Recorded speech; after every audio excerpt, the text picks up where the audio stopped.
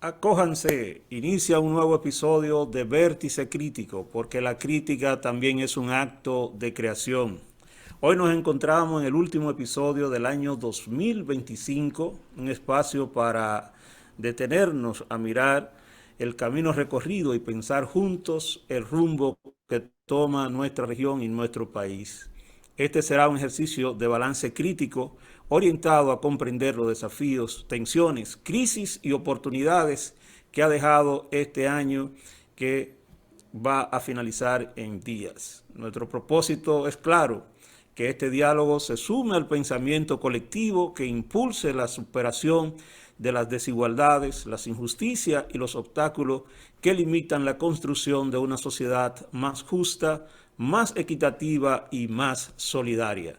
Y si aún no te has suscrito a nuestra plataforma, este es el momento de hacerlo. Suscríbete, dale like, comparte nuestro contenido y apoya esta propuesta comunicacional que se genera desde Teleatlántico en la ciudad de Puerto Plata y que llega también a Caracas, Venezuela, a través de la emisora Al Son del 23 en los 94.7 FM. Ahora nuestro director Jonathan quiere compartir con ustedes algunas orientaciones y mensajes que serán de gran importancia. En breves instantes regresamos, manténgase conectado. Adelante, director. Quiero hablarte del agua que se toma en mi casa y que también tomamos aquí en el estudio. Agua H2CLA. Porque cuando hablamos de agua, hablamos de salud, pureza y comunidad. Prefiero y recomiendo agua H2CLA, procesada por la cooperativa La Altagracia con los más altos estándares de calidad y al mejor precio del mercado. Es la que tomo, la que comparto con mi familia y la que respaldamos en Vértice Crítico. Calidad garantizada, agua H2CLA, procesada por Cooperativa La Altagracia. El cooperativismo es solución. Los movimientos y corrientes académicas más decisivas, los liderazgos más influyentes y autorizados del universo guasdiano convergen en una sola bandera y un mismo lema: seguir haciendo de la primada la primera, bajo la visión transformadora, clara, experimentada y moderna del doctor Jorge Ascana David, rector 2630. Llegó la hora.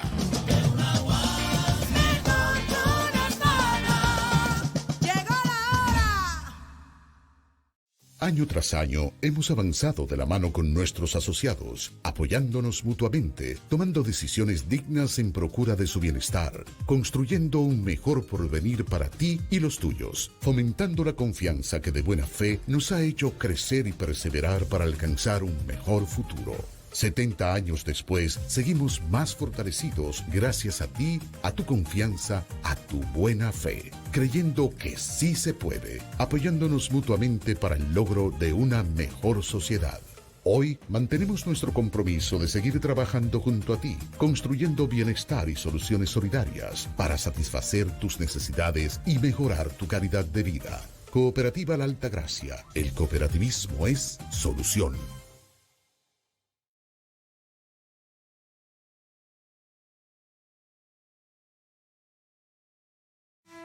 Estamos de vuelta, desde la palabra y la razón, pensamos el presente con otra visión. Vértice crítico, la crítica también es creación. Estamos de vuelta, desde la palabra y la razón, pensamos el presente con otra visión.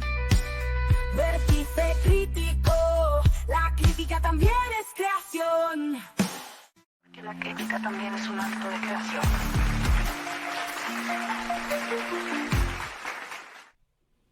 Estamos de regreso en Vértice Crítico. Hacer un balance al cierre del año es un ejercicio necesario nos permite mirar los procesos políticos, económicos y sociales no solo como hechos aislados, sino como parte de una trama histórica que define el destino de nuestros pueblos. Evaluar, analizar y debatir es parte esencial de la democracia crítica y del compromiso con la transformación social. Y para este análisis contamos hoy con una voz profundamente reflexiva y militante del pensamiento crítico.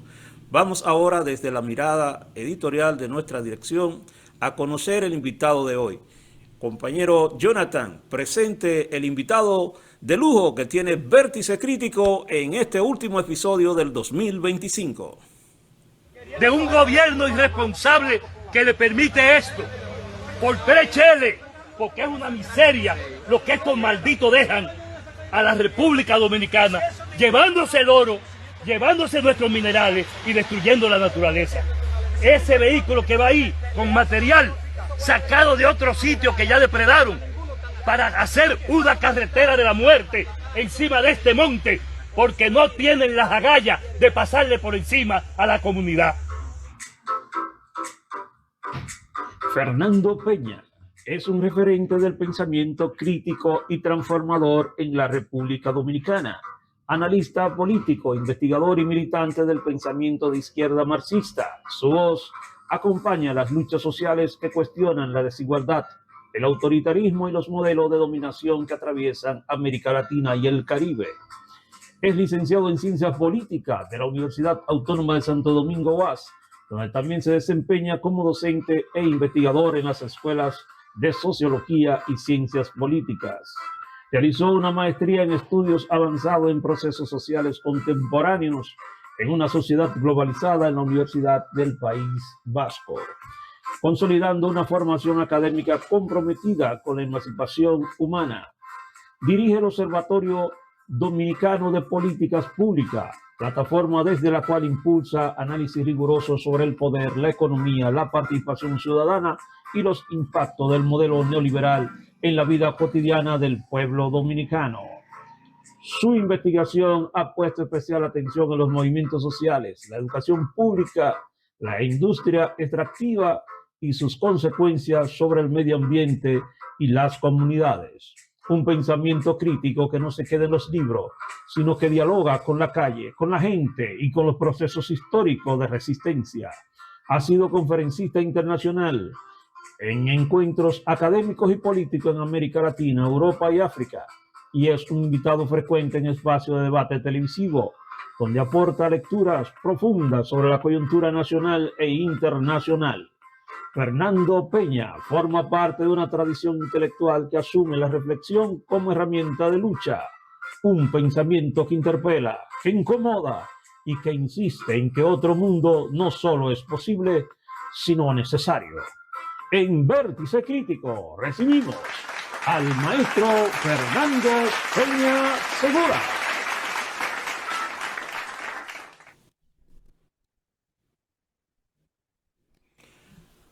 Bienvenido, Fernando, a Vértice Crítico. Un placer contar con tu compañía para analizar y echar una mirada al 2025 y ver la perspectiva del 2026. Saludos. Saludos a ustedes, al país y al mundo. Y además, muy especialmente, después de una presentación como esa, José, quedo demasiado comprometido. Vamos a ver qué sale de esta conversación. Aquí estamos dispuestos, al pie del cañón, como siempre. Fernando, quisiéramos iniciar contigo, conociendo tus orígenes, de dónde eres y cómo te organiza en el movimiento social y político, y a qué edad te vincula con esa conciencia crítica que ha sido militancia en tu vida. Mira, yo acabo de cumplir mi año número 71. Lo completé.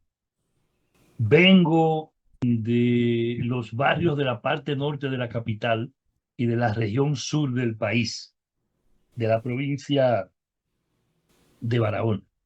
Fui estudiante fundamentalmente de escuelas públicas y de la universidad pública. Me gradué de Ciencias Políticas, estoy pendiente de mi tesis doctoral, he estado incursionando en diversas maestrías, especialmente en sociología. Soy profesor, vengo de la secundaria de dar clases inicialmente. Fui un luchador de los barrios populares en el movimiento cultural y al mismo tiempo he sido militante de la izquierda revolucionaria del país, marxista-leninista, revolucionario, desde 1970. Comencé en las luchas sociales en el 69, en la vida juvenil, y en el 70 ya estaba estructurado en el Movimiento Popular Dominicano, partido en el cual milité durante todo mi primer periodo, y posteriormente he participado en los esfuerzos de unificación de la izquierda después que salí del Movimiento Popular Dominicano. Fui dirigente estudiantil, fui de la Federación de Estudiantes Dominicanos, fui de los que trabajó en la creación de la Federación Nacional de Estudiantes Secundarios FENE, fui de la Asociación de Clubes del Distrito Nacional, y lo que soy es un ciudadano militante. Hoy no tengo una estructura de partido, pero soy un hombre de izquierda, soy un militante comunista comprometido con las ideas que abracé desde que era un niño. Me inicié en la militancia con poquito más, algunos meses más de 14 años. Mi primera prisión política fue justamente con 15 años. Muy joven. Fernando, vamos a tener más adelante tiempo de hablar de la izquierda dominicana, las dificultades para el proceso unitario, los esfuerzos que se han hecho y quizás esa militancia ideológica no partidaria en este momento pueda darte la oportunidad de una observación más amplia, porque a veces se hace desde la particularidad. Eh, y yo sé que tú has estado en varios esfuerzos unitarios, pero lo vamos a ver más adelante y quisiéramos iniciar hablando sobre la región latinoamericana. ¿Cómo describe el panorama geopolítico latinoamericano al cierre de este año 2025? ¿Cuál es el balance de la región que hace Fernando Peña? Me parece que es interesantísimo ver esto porque nos pone el desafío enfrente de mirar no solo con optimismo, sino con objetividad lo que está pasando en América Latina. El mundo vive hoy un momento, un escenario en el que el declive, la declinación efectiva del imperialismo mundial encabezado por Estados Unidos ha entrado en una crisis especial. Esa realidad del mundo actual que refleja un proceso de intento de arrogancia política para tratar de recomponer los aparatos y los elementos, las condiciones de su dominación, pone al desnudo, describe, presenta la manera en cómo los Estados Unidos intentan recomponer sus niveles de intervención en diferentes continentes, particularmente sus posiciones sobre Europa y sus posiciones en el marco de África. Porque en el caso de Asia y de Euroasia, la situación para los Estados Unidos es de creciente defensiva y retirada. Y no solo a propósito de lo que son sus incapacidades para recomponer la lógica de la dominación con liderazgo de los Estados Unidos en el viejo continente europeo, sino en los países y en las naciones en las que influyó de manera decisiva sobre Asia, Eurasia y África. En África, evidentemente, batiéndose desde una lógica defensiva. Y los casos que se presentan en la parte norte de África, donde habían provocado situaciones como la que se dieron particularmente en Libia, cuando la destrucción de Libia tras Gaddafi, o los intentos de recomponer sus influencias en espacios de importancia estratégica por los minerales que tiene, como Senegal, es evidente que desde el sur hacia el norte de África, los Estados Unidos vienen en un proceso de retirada y defensiva cuyo mayor golpe ha sido, no solo incluso para los Estados Unidos, sino para toda Europa y para el capitalismo en sentido general, el ejemplo especial en Burkina Faso dado por el joven militar a la cabeza de un fuerte y sólido, unificado movimiento que le da a Burkina Faso un papel muy especial por las amplias riquezas que tiene y que ha puesto de rodillas no solo a Europa, sino especialmente a Francia. Francia, que habiendo sido la dueña fundamental del oro compartido con Estados Unidos de Burkina Faso, es la dueña de la principal reserva de oro la principal fortuna de oro en el planeta, en bóvedas y en banco, como lo es Francia. Sin embargo, no tiene una sola mina de oro en el planeta. Para que uno vea la sorpresa que nos da lo que ha sido el desarrollo y la dominación capitalista en el mundo. Los Estados Unidos están en una evidente defensiva, en una creciente defensiva en ese punto, donde el reposicionamiento tanto de China como de Rusia ha cambiado las reglas del juego y fenómenos como el que se da primero los cambios lentos en el norte de África, donde los Estados Unidos habían aceptado sus golpes fundamentales, y hacia el sur, donde evidentemente se baten en retirada. Eso se combina con un fortalecimiento de las posiciones contrarias a los Estados Unidos en Eurasia, sobre todo después de la respuesta dada por Rusia a lo que fueron los intentos de convertir a Ucrania en la punta de lanza no solo de la Unión Europea, sino del imperialismo norteamericano y del imperialismo mundial, para contener la articulación y los efectos de la articulación que se ha dado entre Rusia y China en el orden no solo militar, sino en los órdenes estratégicos en cada uno de sus planos.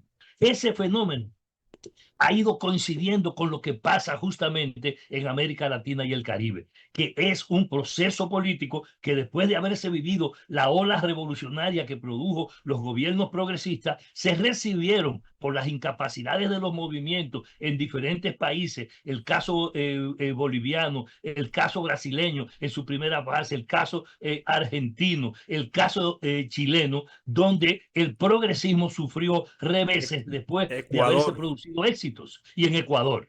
Entonces, ese fenómeno global de América Latina parecía que sencillamente iba a devenir en un fortalecimiento y una recomposición de las fuerzas de los Estados Unidos y las fuerzas imperiales en el continente latino-caribeño. La verdad es que los últimos acontecimientos y lo que ha estado pasando en los últimos 3, 4 años revelan que eso fue un elemento de tipo transitorio y que las potencialidades y las capacidades del progresismo en América Latina, de las fuerzas del progreso, de las fuerzas populares y la posibilidad de recomponerse, han logrado, combinándose con los fenómenos que señalé a nivel de la geopolítica de carácter global, un fenómeno interesante que devolvió a las fuerzas progresistas el control de Brasil, la principal de todas las naciones del continente, que ha conducido a una situación de permanente ingobernabilidad y dificultad, a pesar de los resultados electorales en favor de la ultraderecha argentina en Argentina, que ha permitido después del golpe de Estado al maestro Castillo un proceso de inestabilidad política en el Perú, país importantísimo en el centro de los Andes y en el medio de América del Sur, que se combina precisamente con la cantidad de fronteras que tiene hacia países como, no solo como Chile, sino a los demás con que hace frontera en esa parte de la región. Este fenómeno es lo que ha permitido justamente que se puedan crear las condiciones para que los golpes que asestó la política norteamericana hayan podido ser resistidos, en coincidencia también con lo que ha sido el mayor de los golpes recibidos por los Estados Unidos, que es la combinación de la resistencia lograda en Venezuela, de la resistencia lograda en Nicaragua y, aparte de esto, de lo que ha ocurrido en México después del gobierno que continuó la obra de López Obrador, de la presidenta de ese país, la primera mujer presidenta de México.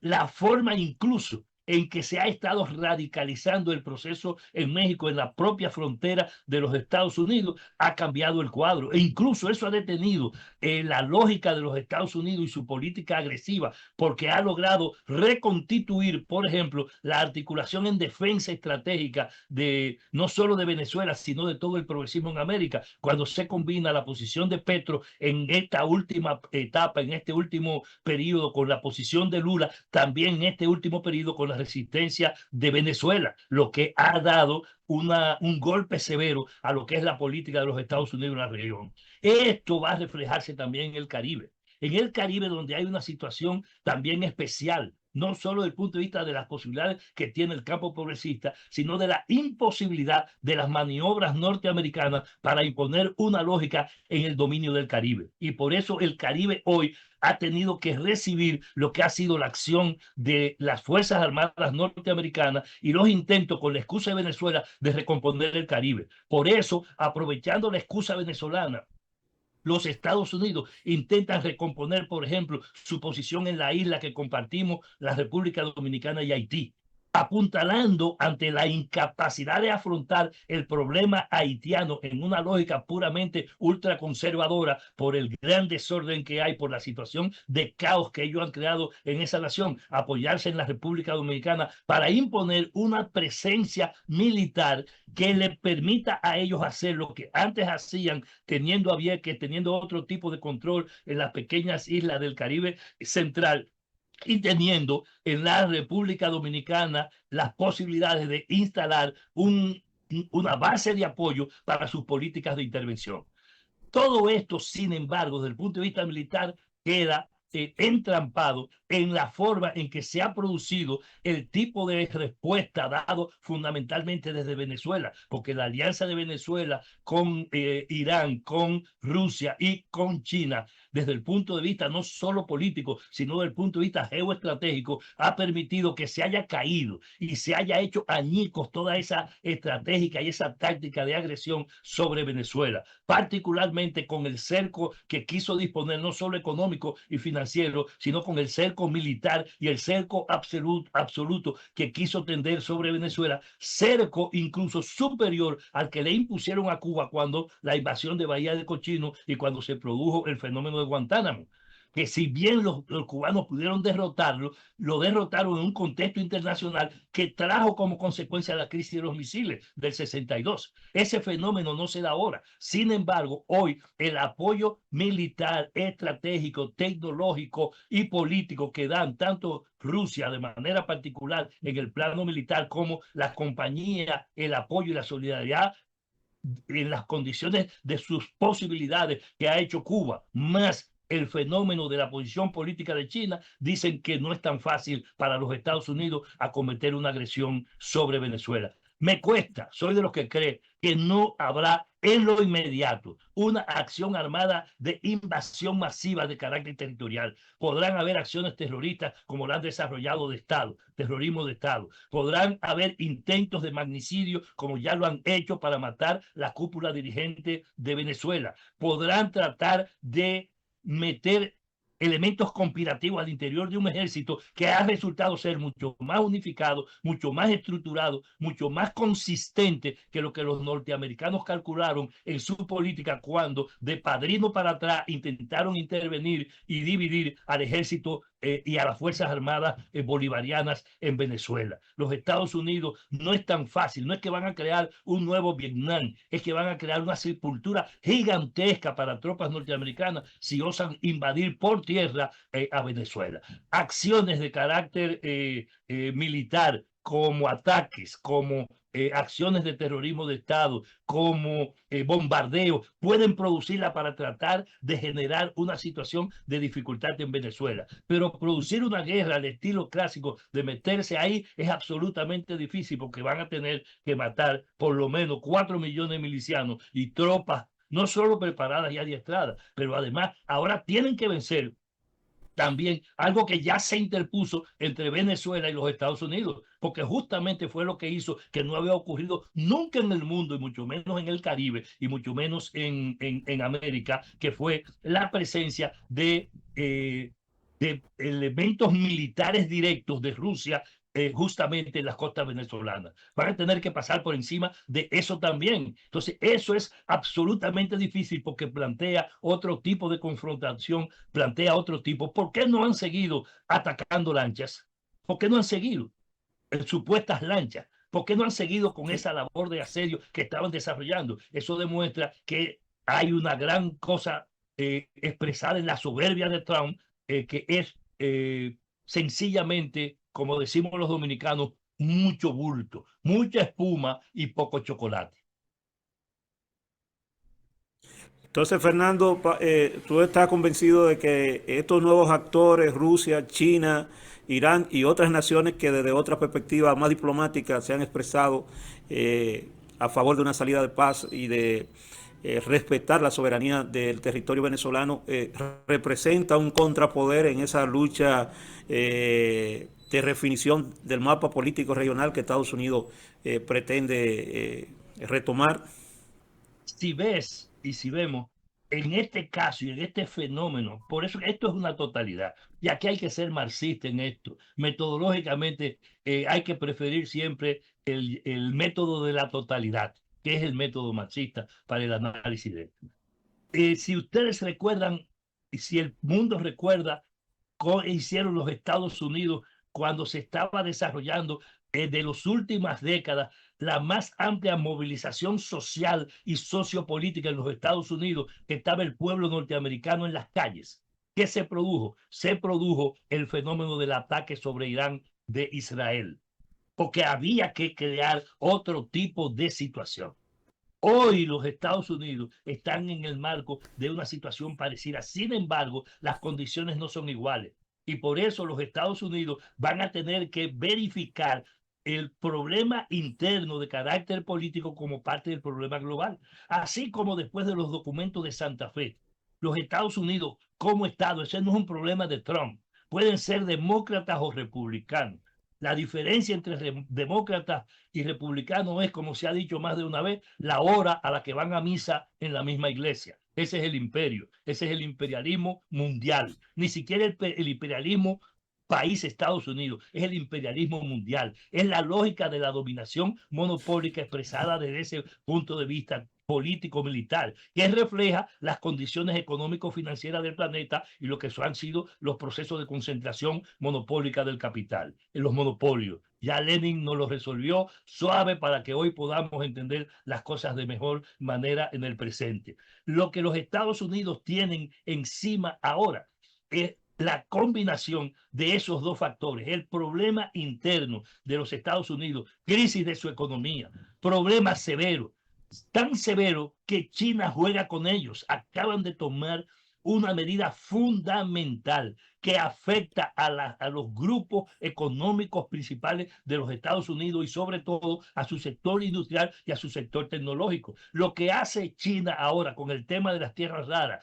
no solo siendo el principal concentrador de las mismas en proceso de explotación y conocida, sino que además lo que hacen los chinos con los bonos que tiene en la Reserva Federal de los Estados Unidos desde 2007, 2008 y después, cuando metieron cientos de miles de millones de dólares en deuda con los chinos para los norteamericanos y salvaron a los Estados Unidos de una crisis de mayor impacto, porque igualmente iba a ser una crisis de carácter planetario que afectaría no solo a China, a Rusia y a otras naciones, sino que afectaría el mundo por completo sin ningún tipo de perspectiva para la humanidad.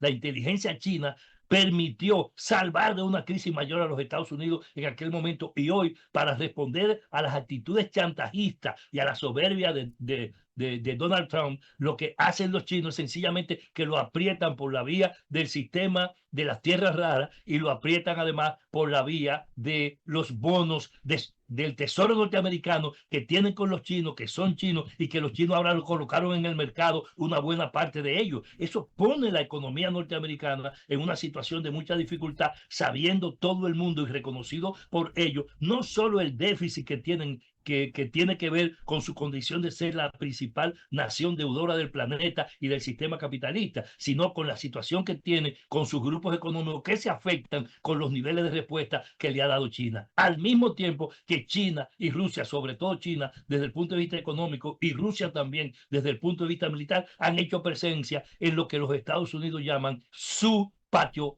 interno o su patio propio, que es como han tratado a América Latina y al Caribe. Hoy se verifica en el Caribe exactamente lo que don Juan Bosch definió como el Caribe en tanto frontera imperial. Aquí coincidieron todos los imperios y aquí vuelven todos los imperios y todas las grandes naciones a darse, no solo por lo que significa el Caribe desde el punto de vista geopolítico y geoestratégico, sino lo que significa el Caribe desde el punto de vista estratégico militar y lo que significa el Caribe desde el punto de vista de la economía del mundo, en tanto es esta región el principal cruce desde todos los océanos de lo que son las riquezas del planeta. Entonces, aquí lo que los Estados Unidos lo han tenido bajo control hoy, coincidiendo británicos, europeos, a los mismos alemanes, holandeses, los franceses.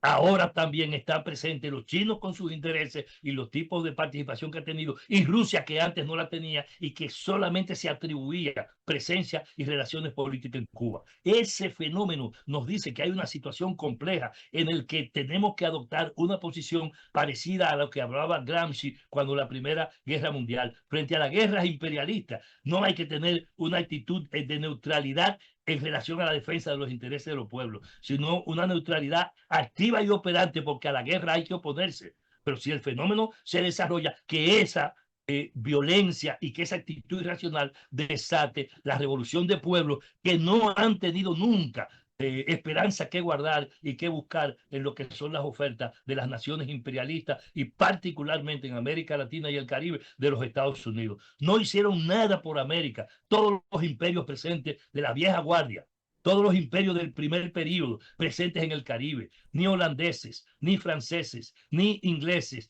ni alemanes, y tampoco los norteamericanos, que han tenido el control hegemónico de toda esta región desde el principio. Definitivamente, como dijo Bolívar, los Estados Unidos nacieron para plagar a América de todas las miserias. Fernando, esta guerra no solamente ha sido económica, de amenazas militares, de intromisión política, también se ha desarrollado en los medios de comunicación a través de los más medios. Y existe una brecha entre la percepción internacional de Venezuela y lo que realmente ocurre dentro del país.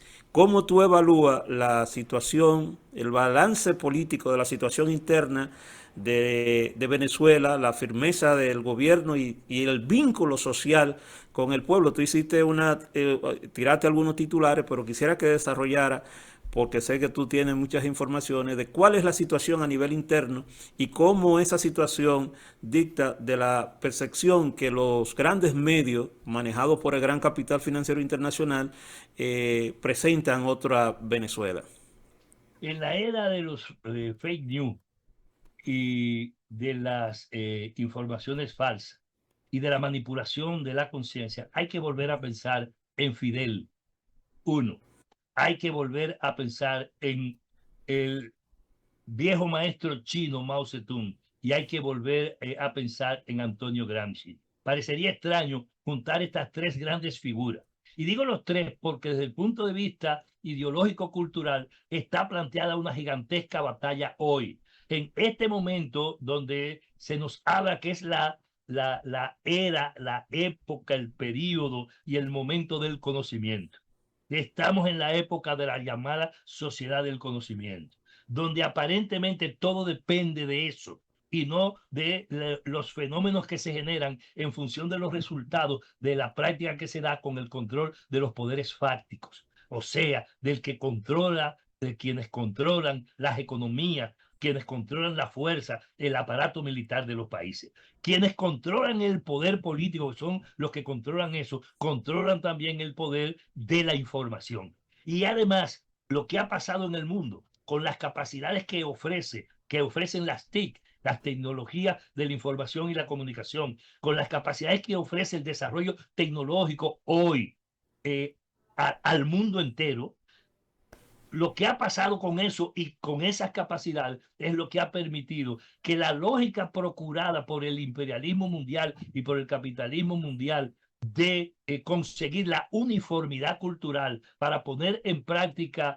políticas que hagan creer que de verdad Fukuyama tenía razón y que la historia había llegado a su fin, esos que piensan eso han impuesto que tengamos que volver a pensar lo que fue planteado por Fidel Castro cuando dijo que una revolución solo podía ser hija de la cultura y de las ideas. Y que lo dijo justamente en Venezuela y lo reafirmó en su paso cuando estuvo aquí en la República Dominicana. Cuando Fidel ha dicho esto, cuando Fidel planteó esto, lo planteó en el sentido de que la pelea no era una pelea ideológica como la veíamos los compañeros de las izquierdas a los clásicos, sino que era una pelea ideológico-cultural porque era un problema de carácter ético y de carácter moral, porque era una cuestión de lucha por la vida, de defensa de la presencia en la tierra como elemento fundamental de las personas y de los seres humanos como parte de la naturaleza que son y no como un instrumento y una mediación para derrotar la naturaleza, derrotando a los propios seres humanos, que es lo que plantea la lógica infernal de la acumulación capitalista.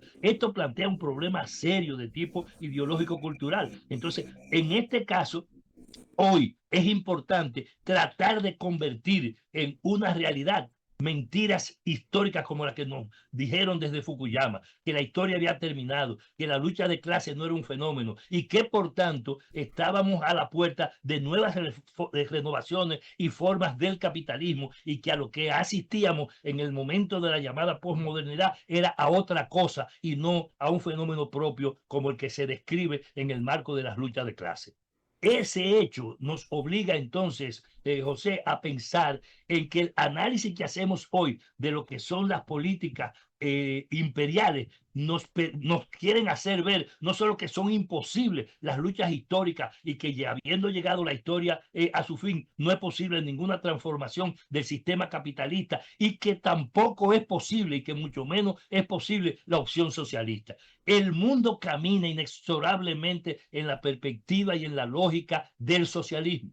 Camina inexorablemente. Las derrotas que se han sufrido no solo son transitorias y lo demuestran las capacidades de resistencia y la persistencia en una línea de construcción alternativa como la que desarrolla la revolución bolivariana, como la que se ha podido recomponer en el punto de mayor concentración de tropas norteamericanas, de daños generados en la sociedad, como es el caso colombiano, o en las posibilidades de recuperar y de desarrollar en otras perspectivas movimientos como el peso de los movimientos indígenas y de las tradiciones originarias en América que hacen expresión de manera muy directa en los movimientos de Bolivia y en los movimientos de Ecuador y en Guatemala y en otra parte de Centroamérica. Lo que pasa políticamente está abonado en ese sentido y hoy la manipulación de la información y de los medios de comunicación no pueden crear otra realidad. Hay dos realidades sobre lo que me pregunta. Una realidad telegénica, una realidad en los medios de comunicación y otra en la concreta que vive en cada uno de nuestros países. ¿De qué depende que hagamos combinar una cosa con la otra y producir derrota a esa estrategia mediática, a esa estrategia ideológico-cultural de el imperialismo y el capitalismo mundial de todas las potencias capitalistas? Porque eso no es un problema de los Estados Unidos, son todas, es la Unión Europea.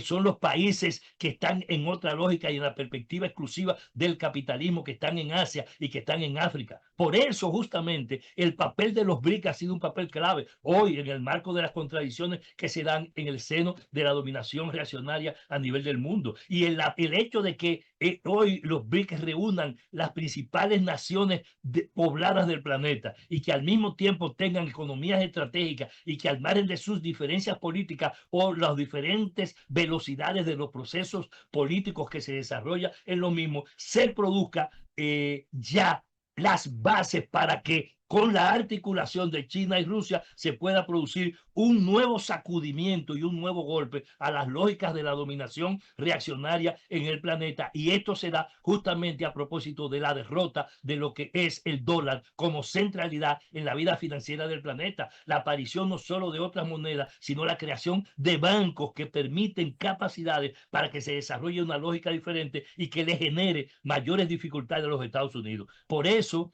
Hoy de lo que se trata es de la construcción de posibilidades alternativas, no solo de programas como este, José, sino además que las grandes naciones y que los grandes movimientos entiendan que tienen que articularse esto sin tener que hacer una pretensión de una nueva internacional, sino de desarrollar lógicas de intervención que articulen en una misma perspectiva todos los esfuerzos para producir una derrota cultural al imperio, para producir una derrota desde el punto de vista ideológico, y eso implica combinar los efectos y las realidades que se dan en la problemática interna de los Estados Unidos como en la realidad cambiante de estos procesos, para que el progresismo y para que la articulación de izquierda y para que el progresismo con vanguardia de izquierda, visto lo de vanguardia, como crítica a las viejas concepciones vanguardistas que todos nosotros practicamos, pero una lógica de construir sujetos efectivamente transformadores que hagan ver, tal y como lo dice Vértice Crítico, que otro mundo es posible y que la revolución y el socialismo son posibles. Fernando, vamos a hacer una breve pausa y regresamos para entrar en el territorio nacional, que no nos perdonarían nuestra audiencia que no hiciéramos un balance de la situación del país. Adelante, señor director, y regresamos en breve. Quiero hablarte del agua que se toma en mi casa y que también tomamos aquí en el estudio. Agua H. Docla. Porque cuando hablamos de agua, hablamos de salud, pureza y comunidad.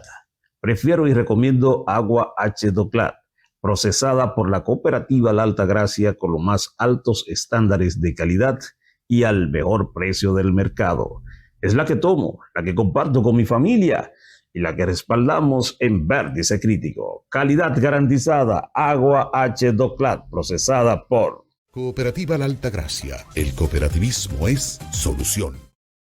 Los movimientos y corrientes académicas más decisivas, los liderazgos más influyentes y autorizados del universo guasdiano convergen en una sola bandera y un mismo lema: seguir haciendo de la primada la primera, bajo la visión transformadora, clara, experimentada y moderna del doctor Jorge Ascana David, rector 2630.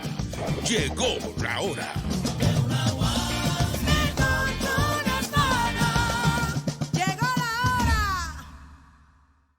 Año tras año hemos avanzado de la mano con nuestros asociados, apoyándonos mutuamente, tomando decisiones dignas en procura de su bienestar, construyendo un mejor porvenir para ti y los tuyos, fomentando la confianza que de buena fe nos ha hecho crecer y perseverar para alcanzar un mejor futuro.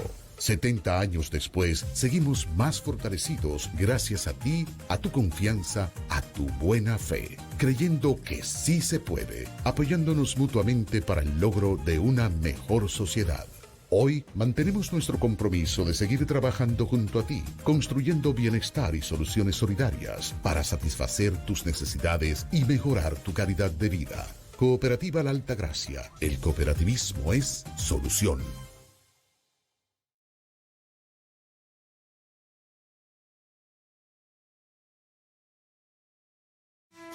Estamos de vuelta, desde la palabra y la razón, pensamos el presente con otra visión. Vértice crítico, la crítica también es creación. Estamos de vuelta, desde la palabra y la razón, pensamos el presente con otra visión. Vértice crítico, la crítica también es creación. Que la crítica también es un acto de creación.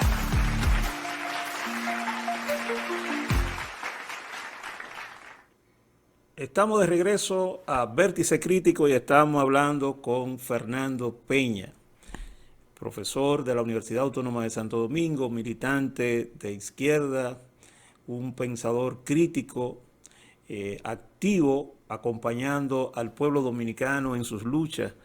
Y quisiéramos, Fernando, si desea puntualizar algún aspecto del área internacional, quisiéramos pasar a República Dominicana. ¿Cuál es el balance que tú haces de este 2025? Vemos que en la prensa que el año termina con aproximadamente 200 ejecuciones policiales. Vemos los escándalos de corrupción, el bajo crecimiento económico que ha tenido el país. ¿Cuál es el balance que tú haces de la situación nacional de República Dominicana en este año 2025? Mira, no es tan fácil en poco tiempo meternos en el tema, pero yo quiero sintetizar toda la parte anterior en una cosa que tiene que ver con el país. Este gobierno, el gobierno actual, que es un gobierno fundamentalmente entreguista, hijo de una burguesía frustrada y subordinada a las lógicas de una oligarquía proimperialista que maneja la República Dominicana durante casi todo el periodo republicano. Es un gobierno que maneja la situación del país, no solo para rendir pleitesías, para rendir servicio a lo que es la lógica de la dominación norteamericana en nuestro país, de control de una pequeña economía, que tiene capacidades, sobre todo en el aspecto de la economía que tiene que ver con las urgencias modernas del desarrollo capitalista, que ha puesto en la lógica de la acumulación la única y central perspectiva del extractivismo, es decir, de la explotación minera como centro motor para imponer la lógica de la acumulación, que entraña no solo oro, sino que entraña todo tipo de minerales, que entraña minerales no metálicos, que tal vez es el que más daño ha hecho transversalmente a la vida ambiental, a la ecología de la República Dominicana, sino justamente en el que cae el tema de las tierras raras.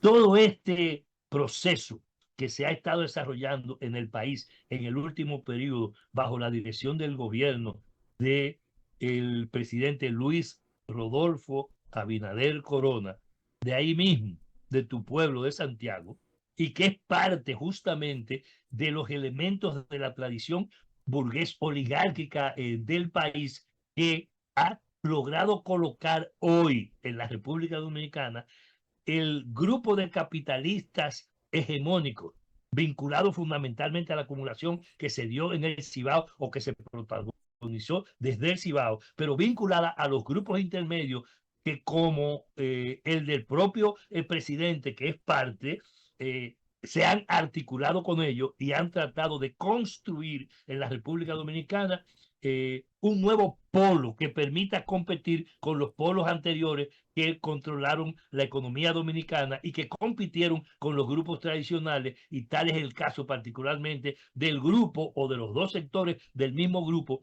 que se construyó alrededor del Partido de la Liberación Dominicana, con dos presidentes a la cabeza, Danilo Medina y Leonel Fernández. Este grupo, que había sido desplazado y que, por ser justamente expresión de la corriente liberal, impedido de conducir el país, es incluso el único grupo al que le han dado golpes de Estado desde el punto de vista de clase abiertamente planteado, como fue el golpe de Estado al profesor Juan Bosch en 1963, que se produjo precisamente para impedir una lógica liberal. Hoy el PRM, que es la misma continuación y lo mismo que el anterior PRD, representa un sector político que, si bien tiene en su expediente y en su currículum lo que es la tradición liberal, ha quedado sencillamente en el marco de la formalidad, porque ha venido a desarrollar las mismas políticas al servicio de las lógicas imperialistas y de las lógicas monopólicas en la vida dominicana que hicieron los grupos oligárquicos a los que se opuso. Y por eso hoy el PRM hace lo mismo que hizo el PLD, y el PLD y el PRM hacen lo mismo que hicieron los grupos balagueristas y los grupos cívicos en la República Dominicana.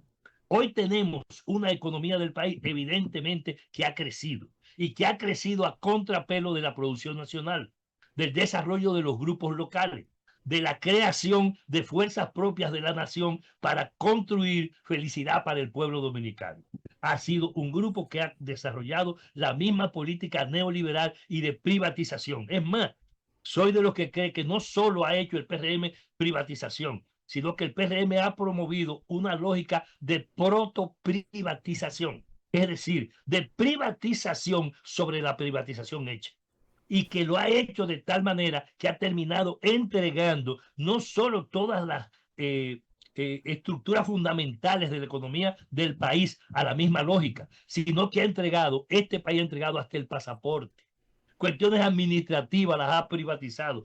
Hasta el pasaporte está privatizado en este país. Y como eso, otras áreas vinculadas a la propia identidad y a problemas de seguridad, que cuando no las militarizan, como el caso del papel del llamado C5I, que manipula toda la información nacional, toda la información de gobierno, toda la información de la infraestructura en las Fuerzas Armadas Dominicanas, en un organismo de superinteligencia que lo construyó desde el PLD, la oligarquía dominicana bajo tutela norteamericana para controlar el país y controlar no solo el país, sino la isla e influir en la región desde la República Dominicana. Desde el punto de vista estratégico, en labor de información, en labor de inteligencia y en labor de inteligencia militar, es eso lo que se acaba de poner al servicio de los Estados Unidos para el caso venezolano, para crear las condiciones que puedan ser más eficientes los norteamericanos en su política de agresión militar, no solo sobre Venezuela, sino de contención a Cuba, y no solo eso, sino de reforzamiento de la presencia militar de los Estados Unidos en una región donde han recibido golpes como los que se produjeron en el caso de Honduras, como los que se produjeron en el caso del Ecuador, como los que se produjeron en el caso colombiano, y como efectivamente produjo la revolución bolivariana desde que se produjo el triunfo del coronel Chávez, del comandante Hugo Chávez, del presidente Hugo Chávez.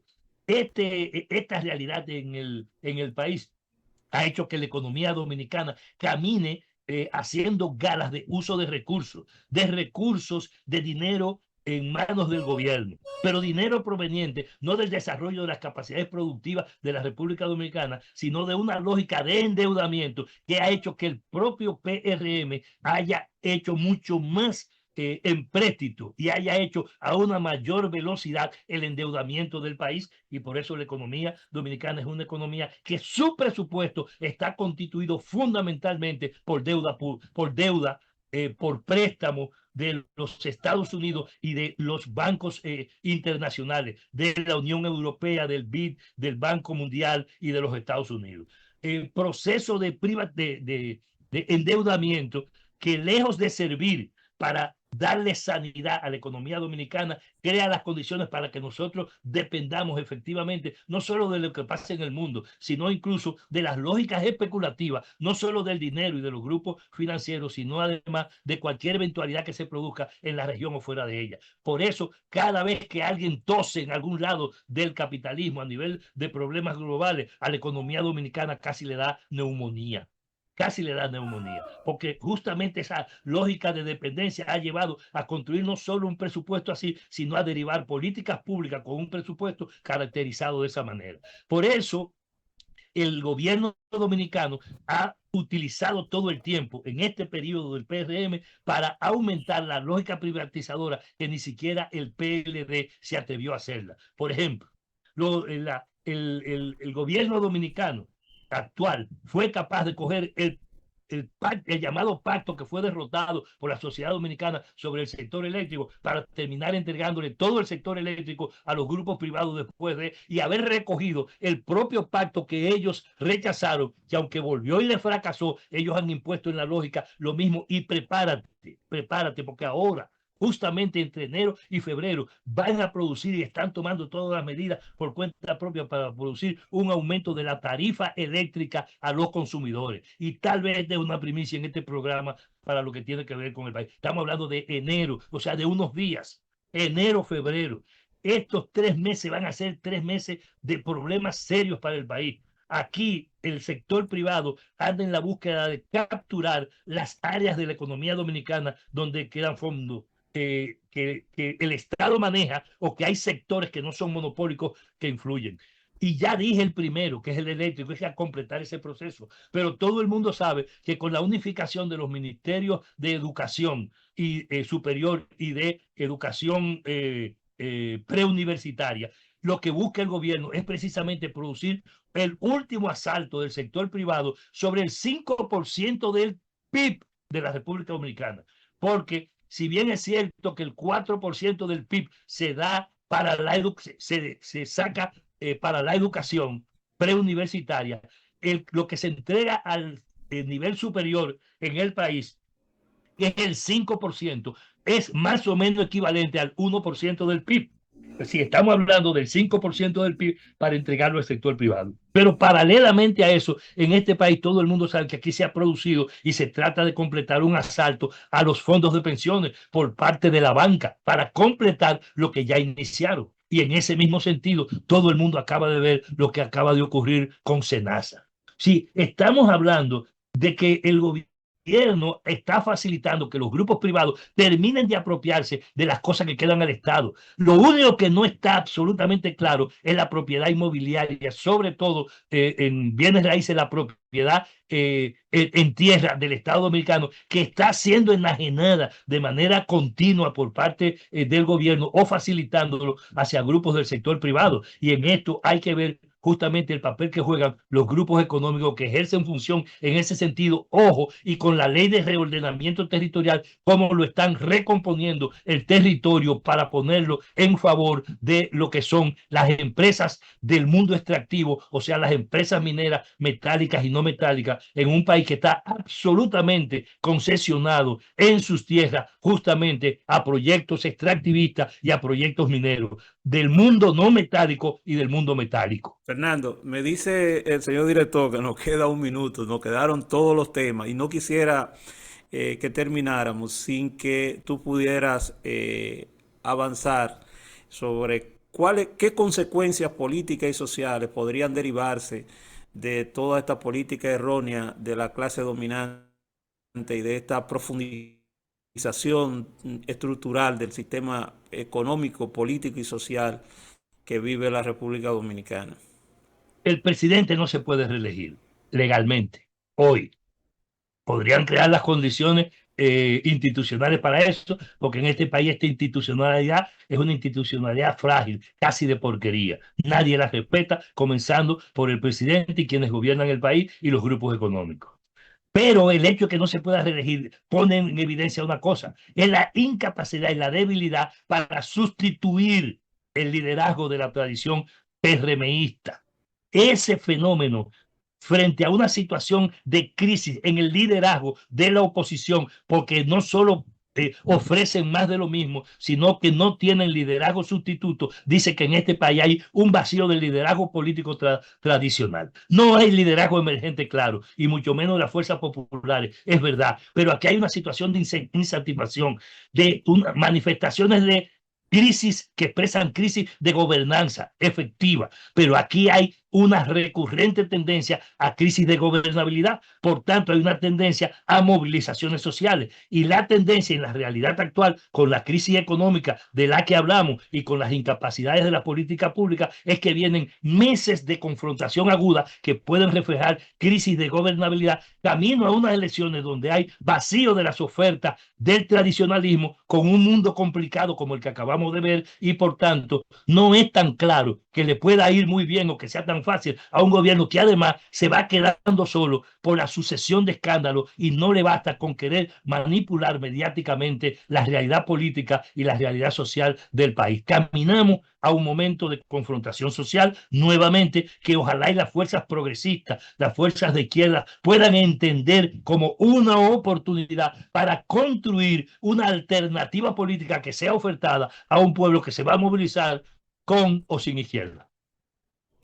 Te dejamos comprometido, Fernando, para en enero retomar este diálogo tan interesante. Como dijiste al principio, no iba a dar el tiempo para abordar todos los temas de interés para la audiencia y para nosotros.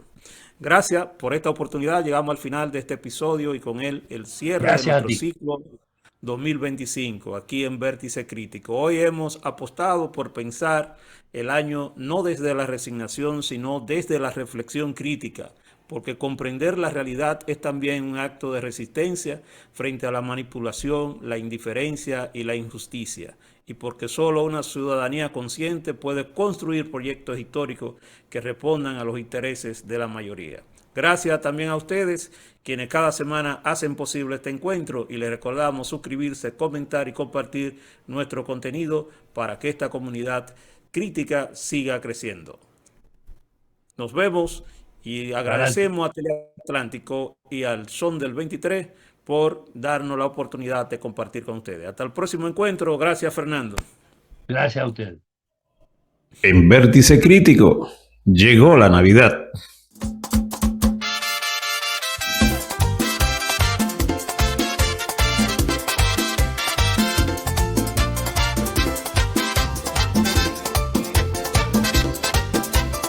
Ya llegó la Navidad, en Vértice Crítico celebramos el pensamiento con espíritu bonito. Ya llegó, brillan luces en el barrio y en cada corazón sincero renace el amor a diario.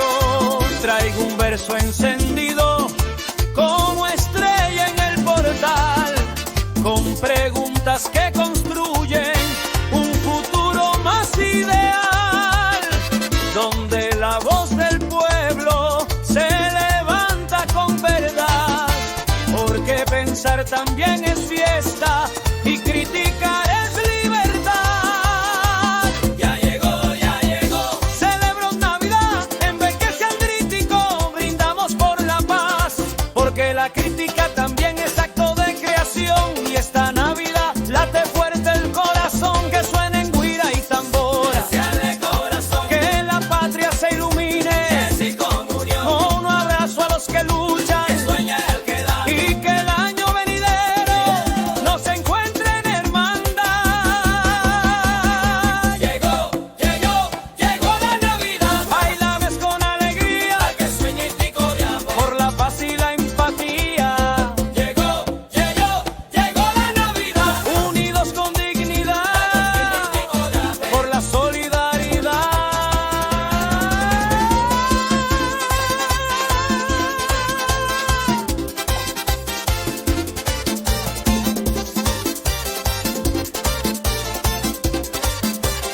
Ay, pásame esa tambora, que la fiesta va a empezar, que la crítica es esperanza cuando se hace para amar. Viene el año y trae camino, fe, memoria y verdad, porque un pueblo que piensa siempre puede transformar.